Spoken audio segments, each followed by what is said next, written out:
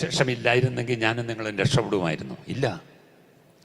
പാതാളത്തിന് ആടുകളായി വിൽക്കപ്പെട്ട സ്ഥാനത്ത് നിന്ന് നമ്മെ വീണ്ടെടുത്തത് ഈ സുവിശേഷമല്ലേ? സ്തോത്രം. റോമാലേഖനം 1-ാം അധ്യായം അതിൻ്റെ സ്തോത്രം 1-2 വാക്യങ്ങളൊന്ന് വായിച്ച്. ദൈവം തന്റെ പുത്രനും നമ്മുടെ കർത്താവുമായ യേശുക്രിസ്തുവിനെ കുറിച്ച് വിശുദ്ധ രേഖകളിൽ തന്റെ പ്രവാചകന്മാർ മുഖാന്തരം മുൻകൂട്ടി വാഗ്ദത്തം ചെയ്ത സുവിശേഷത്തിനായി വേർതിരിച്ചു. പൗലോസ് പറയുകയാണ്, സ്തോത്രം, ഞാൻ ആ സുവിശേഷത്തിന് വേണ്ടി വേർതിരിച്ചു വിളിക്കപ്പെട്ട അപ്പോസ്തലനാണ്. ആ സുവിശേഷം മുമ്പ് കൂട്ടി വാഗ്ദത്തം ചെയ്തതാണ്.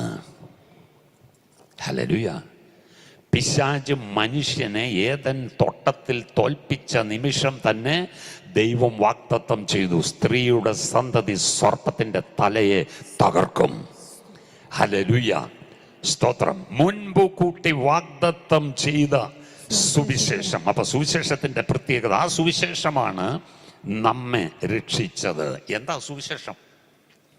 എന്താ സുവിശേഷം? അവിടെ എഴുതിയിട്ടുണ്ട്. അതിന്റെ 5-ാമത്തെ വാക്യം ഒന്ന് വായിച്ചേ.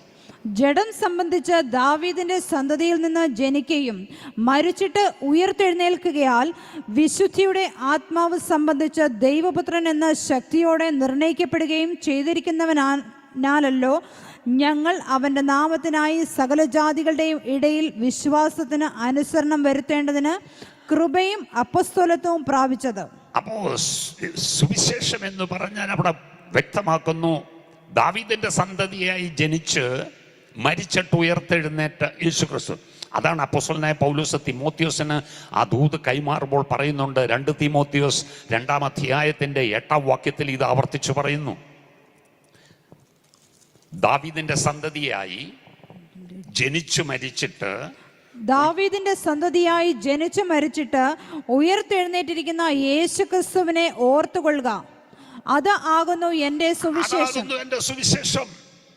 സുവിശേഷം എന്ന് പറയുന്നത്, കർത്താവായ യേശുക്രിസ്തു മരിച്ചു എനിക്ക് വേണ്ടി, ഉയർത്തെഴുന്നേറ്റു എനിക്ക് വേണ്ടി, സ്വർഗാരോഹണം ചെയ്തു എനിക്ക് വേണ്ടി, അവൻ വീണ്ടും വരും എനിക്ക് വേണ്ടി. അതാ സുവിശേഷം. ഹല്ലേലൂയ. കരമുയർത്തി ദൈവത്തിന് സ്തോത്രം ചെയ്താട്ടെ.